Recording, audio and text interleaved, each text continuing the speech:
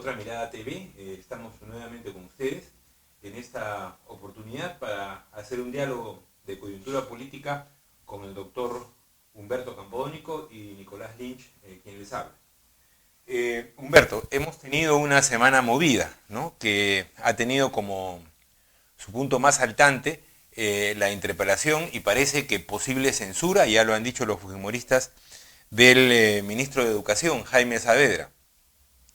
Ha habido una polarización casi sin ninguna voz disidente entre los que defendían a Saavedra, supuestamente por una buena gestión, y la bancada fujimorista y sus aliados, ya parece, permanentes del partido aprista, que querían tirárselo abajo, ¿no?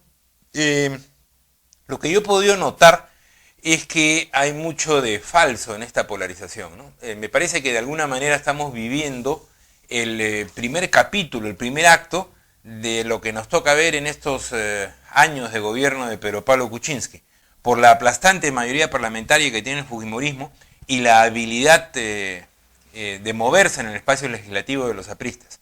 Esta combinación es lo que los puede llevar a varios golpes, no solo a este primer golpe, sino a varios golpes parlamentarios. Ahora, ¿por qué digo yo que estamos en una falsa polarización? Porque me parece que el resultado electoral nos ha dado en primero y en segundo lugar a dos fuerzas de derecha, ¿no? Si bien una, Kuczynski, menos letal que la otra, el fujimorismo, sin embargo comparten el mismo programa en el fondo. Y si Kuczynski quiere gobernabilidad para su mandato, va a tener necesariamente que llegar a un entendimiento con el fujimorismo.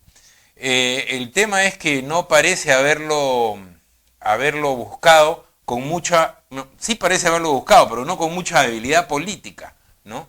Y por otro lado, el fujimorismo lo que quiere es someterlo, ¿no? Que es su forma más o menos regular de hacer política, ¿no? Desde la época de la dictadura de Fujimori y Montesinos, ¿no? Entonces yo creo que el dilema acá es, digamos, desde un punto de vista de izquierda, nos toca, ¿qué cosa? Apoyar un gobierno de Kuczynski por miedo a un mayor avance del fujimorismo, construir una posición propia, y quizás el ejemplo de educación sea el más claro, ¿no? ¿Ha hecho Saavedra una buena gestión?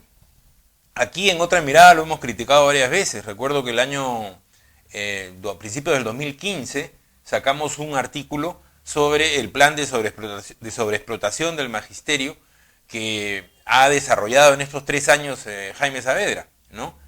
Usando las modificatorias de la última ley de carrera docente, lo que Saavedra ha hecho es poner el 85% de los maestros en la escala más baja de sueldo docente, o sea, aproximadamente 1.500 soles.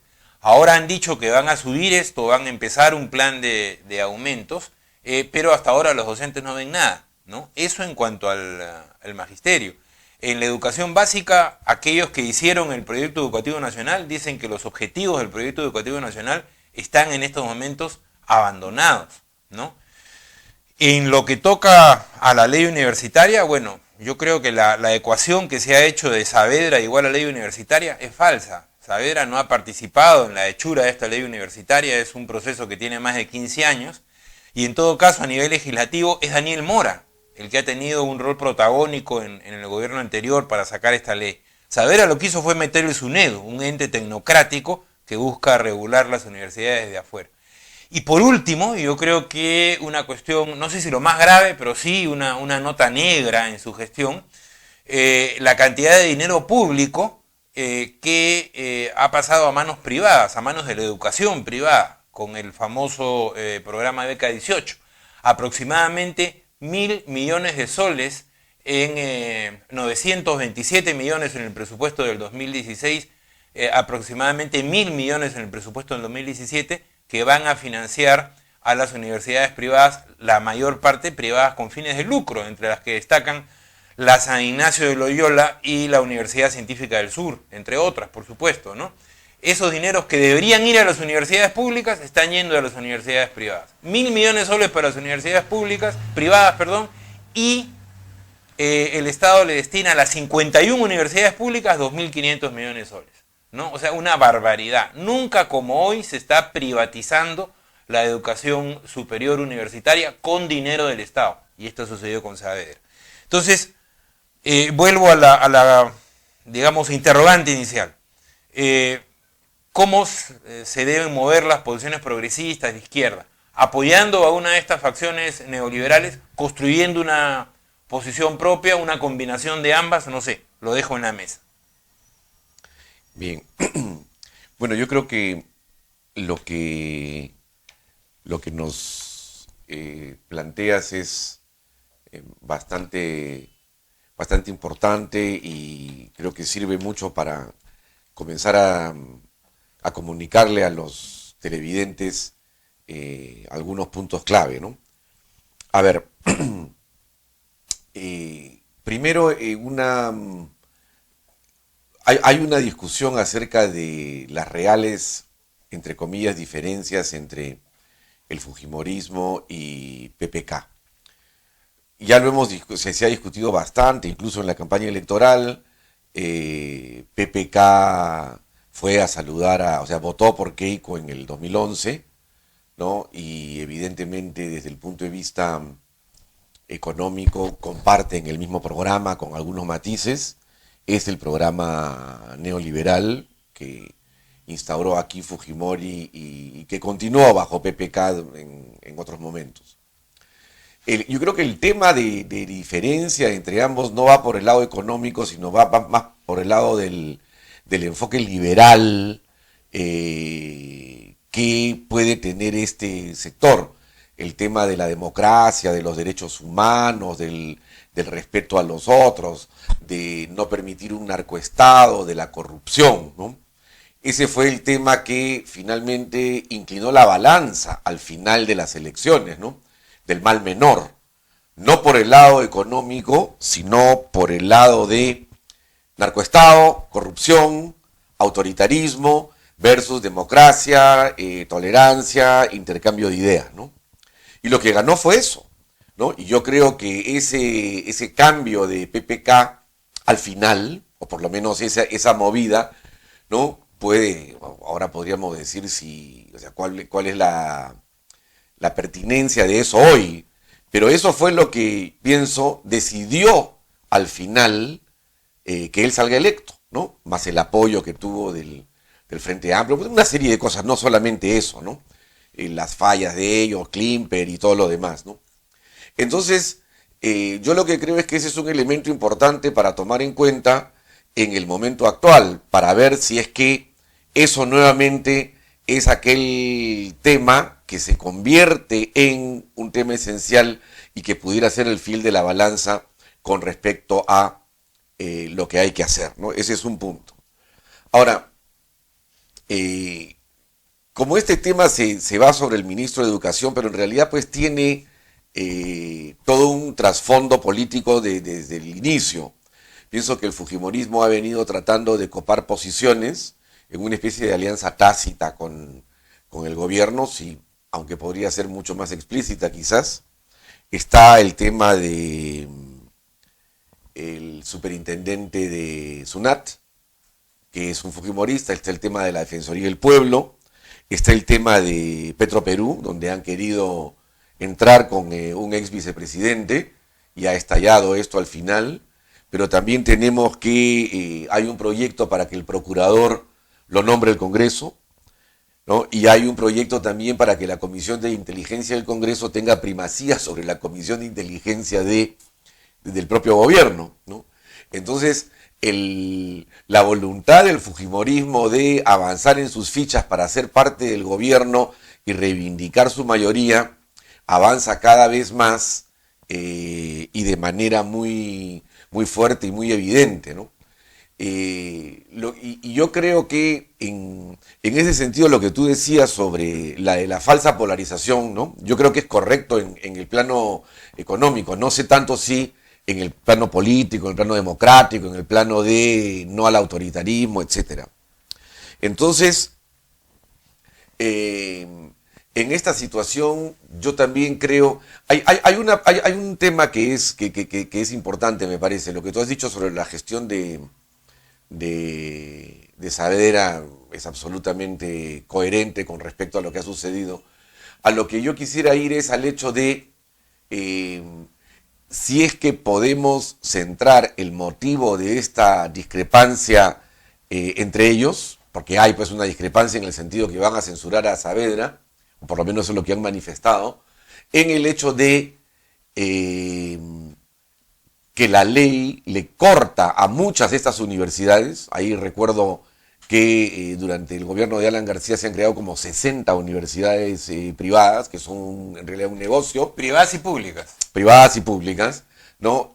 Porque el eje de la diferencia pareciera centrarse ahí, ¿no? El hecho que la ley universitaria, donde yo concuerdo que no es una ley de Saavedra, solamente le ha hecho algunos añadidos al final, verdaderamente lesiona los intereses de estos dueños de universidades íntimamente ligados a los partidos, ¿no? Al fujimorismo y al APRA.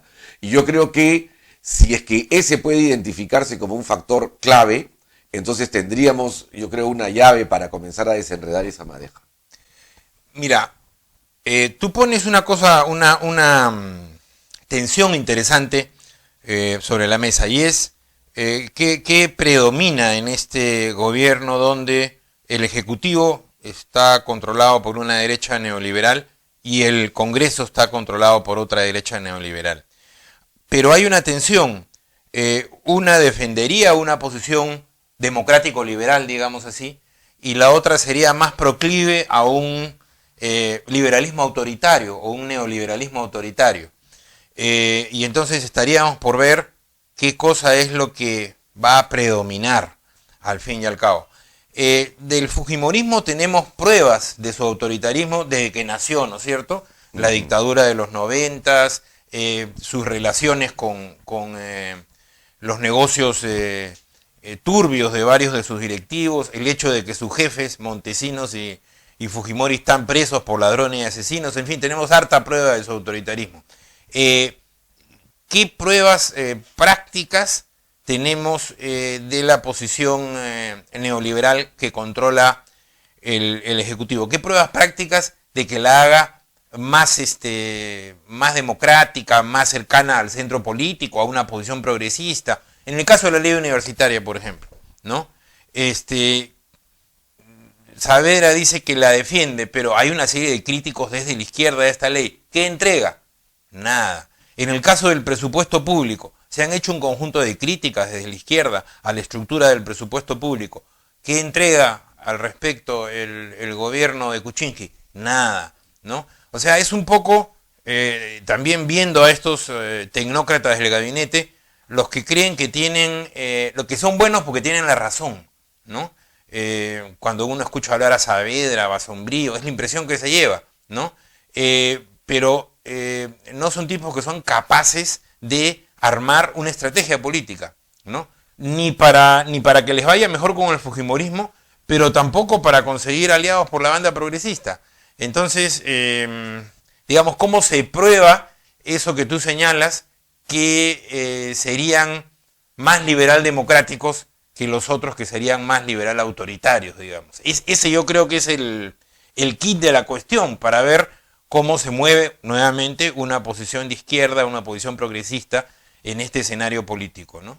Sí, mira, yo he conversado con congresistas que están ligados al Frente Amplio y ellos manifiestan claramente que muchas de sus posiciones son poco levantadas por la prensa e incluso cuando los mencionan están tergiversadas.